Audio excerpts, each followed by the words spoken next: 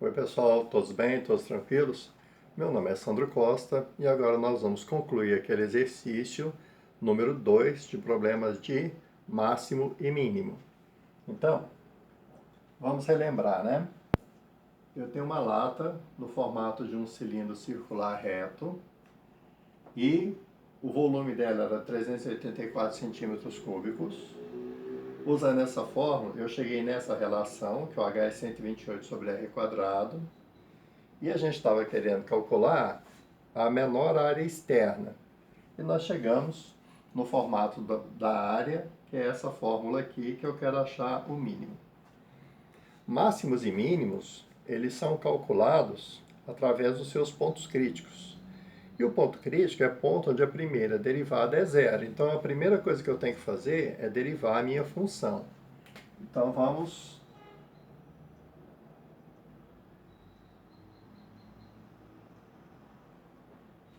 derivar a minha função. Esse primeiro elemento é um quociente, é uma divisão. Então eu tenho que usar a regra da derivada de um quociente, né? Então vamos usar essa regra aqui. Começa derivando a de cima. Derivada de uma constante é zero. Como é que é a mesma regra de derivada de um quociente? Deriva a primeira, conserva a segunda, né? Então, vezes o R agora. Menos. E agora na regra do quociente? Seguindo aqui, agora é conserva a primeira, deriva a segunda. Então, conserva a primeira, 768, vezes deriva a segunda. Reparem que o R aqui está fazendo o papel do X. Então, derivar o R é a mesma coisa que derivar o X. Derivada de X vale 1. A derivada de R, nesse caso, vale 1 também. Sobre o denominador ao quadrado. Mais, né? Qual vai ser a derivada de 6R ao quadrado? Vai ser 12R. Dá o tomo no expoente e tira 1.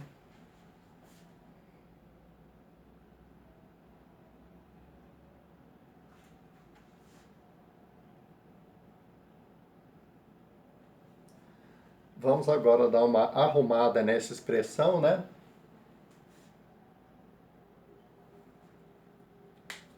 Aqui em cima, 0 vezes R é 0. Então vai ficar menos 768 no numerador.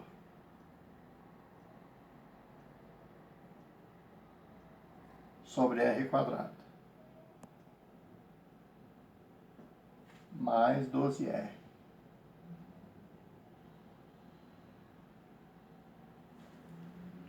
E essa daqui é a minha primeira derivada.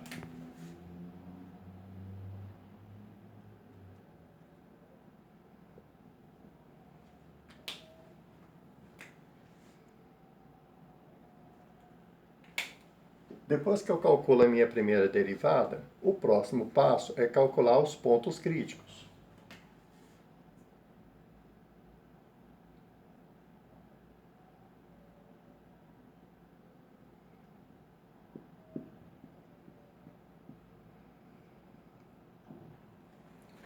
Pontos críticos, por definição, são pontos onde a primeira derivada vale zero.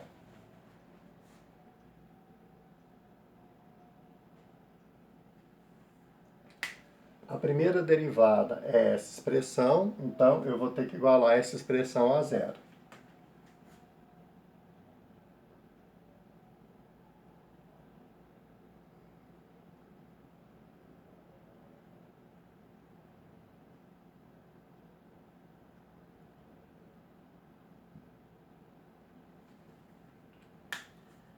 Essa fração está com o sinal negativo. Se eu passo ela para o segundo lado, ela vai com o sinal positivo.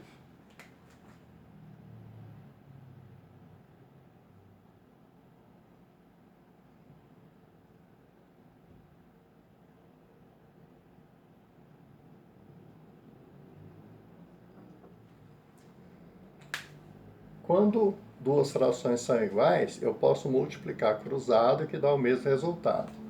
Então, vamos multiplicar cruzado. 12r vezes o r ao quadrado dá 12r à terceira.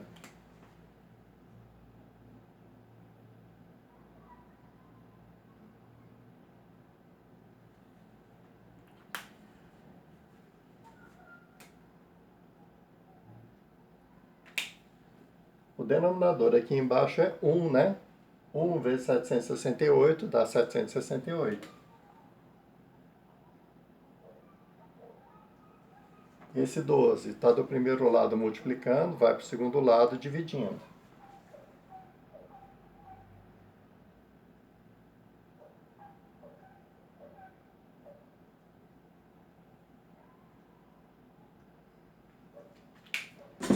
Vamos dividir aqui.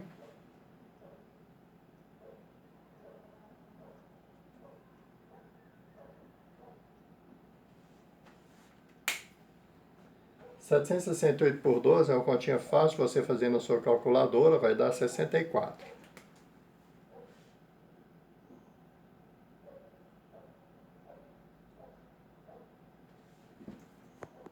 Se o r ao cubo é 64, como é que eu faço para calcular o r? Eu tiro a raiz cúbica de 64.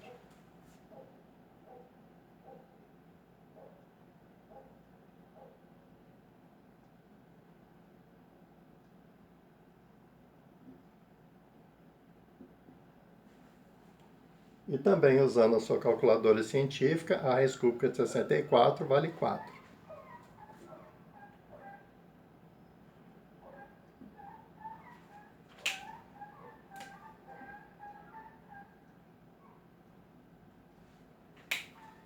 Depois que a gente calcula o ponto crítico, o próximo passo é classificar esse ponto.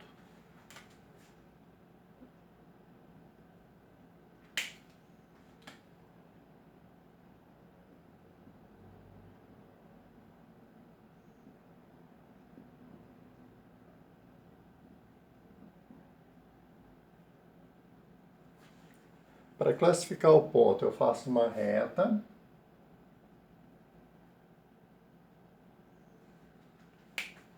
O aluno mais desatento, mais desavisado, vai pegar aqui na reta e colocar o valor x, né? Colocar x.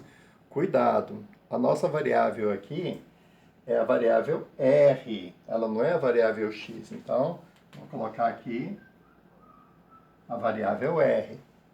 Eu escrevo o meu ponto crítico, que é o 4.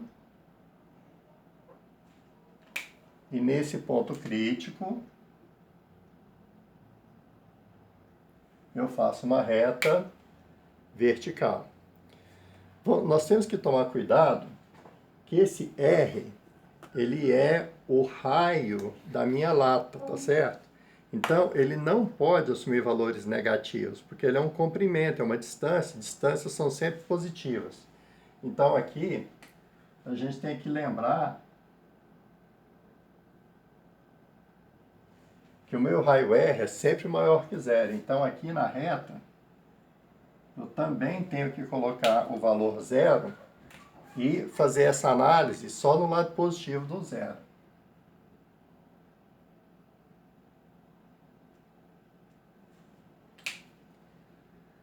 Agora, como é que eu faço para analisar um ponto, classificar o ponto crítico, para saber se ele é de máximo ou de mínimo? Eu tenho que estudar o sinal da primeira derivada antes do 4 e depois do 4. E como é que eu faço isso? Eu pego um valor e testo. Então, vamos pegar o valor 3, tá? R igual 3. E vamos substituir aqui, ó, e ver o sinal da primeira derivada. Eu vou fazer direto na calculadora para agilizar tudo e ganhar tempo, né? Então, estou substituindo o R igual a 3 na primeira derivada. Então, vai ficar menos 768. Olha lá, gente, menos 768. Dividido por 3 ao quadrado é 9. Então, dividido por 9. Mais 12 vezes 3. 12 vezes 3 são 36. Igual, olha o valor ali, ó. Ele dá negativo. O valor não me interessa só o sinal. Então, tem sinal negativo.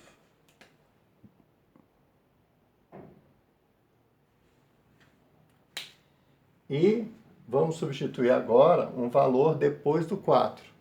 Por exemplo, o R igual 5. E vamos substituir aqui na derivada para ver o sinal que ela vai dar, né? Então, de novo, vou fazer direto na calculadora. Menos 768 dividido por, o R agora vale 5, 5 ao quadrado é 25, mais 12 vezes 5 é 60. Olha o valor aí, ó, 29,28, dá um valor positivo. Então, no lado de cá,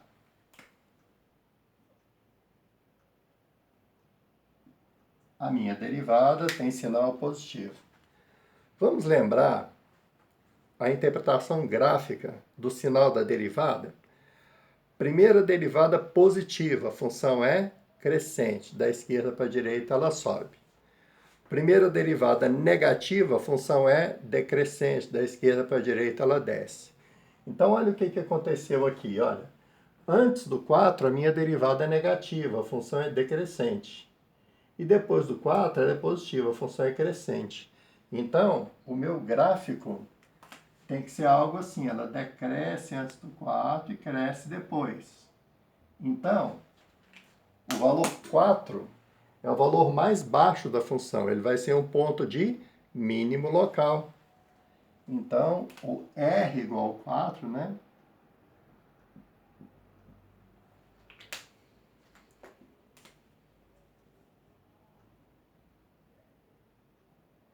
Eu falei x igual a 4, gente, até eu errei. É R, a variável é R, né?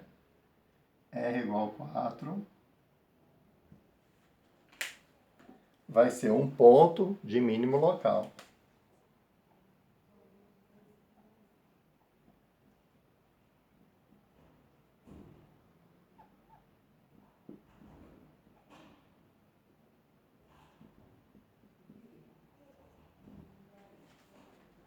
Além disso, antes do 4, a função só desce e depois do 4 a função somente sobe. Então quer dizer que o 4 ele é o ponto de mínimo do gráfico inteiro. Então ele também é um ponto de mínimo global ou absoluto.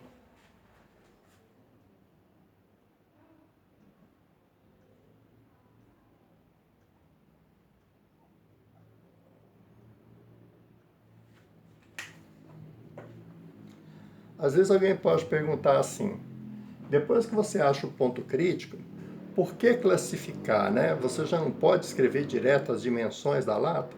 Não, porque o ponto crítico pode ser um ponto de máximo.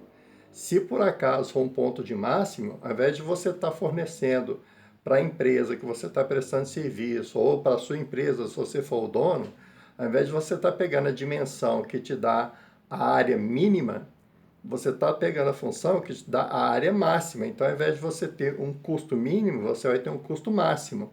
Então, você tem que demonstrar que o seu ponto é de mínimo, tá certo?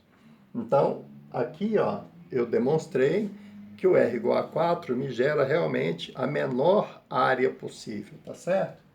Mas o que o problema quer não é o valor da área, ele quer saber as dimensões. Quanto que vale o raio da base e quanto que vale a altura. Então agora vamos concluir o problema escrevendo as dimensões.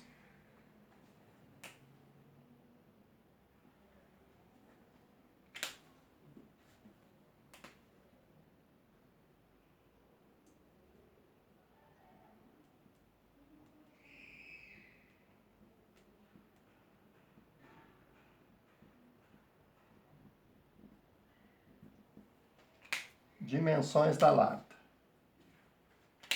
Então, o meu R é 4, esse aqui já foi calculado. O raio R é 4. Cuidado, hein? Na resposta final é muito importante colocar a unidade de medida. o meu volume está em centímetros cúbicos, então aqui é 4 centímetros.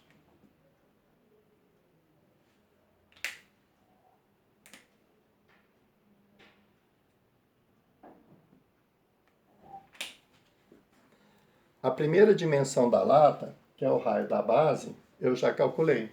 Está faltando agora a altura, que é o H. Bom, aí vem uma pergunta, né? E agora, para calcular o H, o que eu faço? Vocês se lembram que na aula passada eu falei para guardar essa fórmula, que o H é 128 sobre R quadrado, porque eu iria usar ela mais tarde? É agora no final, na conclusão. Para calcular o H, você substitui o R igual a 4 nesse lugar aqui, ó. Então, o meu H vai ficar igual a 128 dividido por R ao quadrado. O meu R é 4. 4 ao quadrado é 16, né?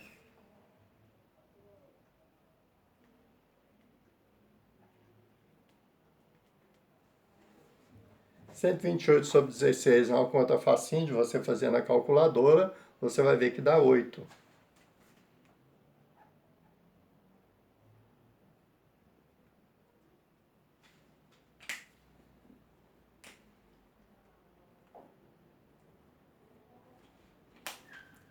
Então, se você quiser acomodar dentro dessa lata 384 centímetros cúbicos ou 384 ml, as dimensões da lata que vai te gerar a menor área possível, ou seja, vai ser a lata mais barata para você, é quando o R é 4 centímetros e a altura é 8 centímetros. Essa daqui é uma das principais aplicações da teoria de cálculo para você poder fabricar a melhor lata, se você for o dono da sua empresa, onde você vai ter o menor custo, tá certo? Como ela tem a menor área, você vai gastar a menor quantidade de material para confeccionar essa lata, tá certo? Espero que todos tenham entendido.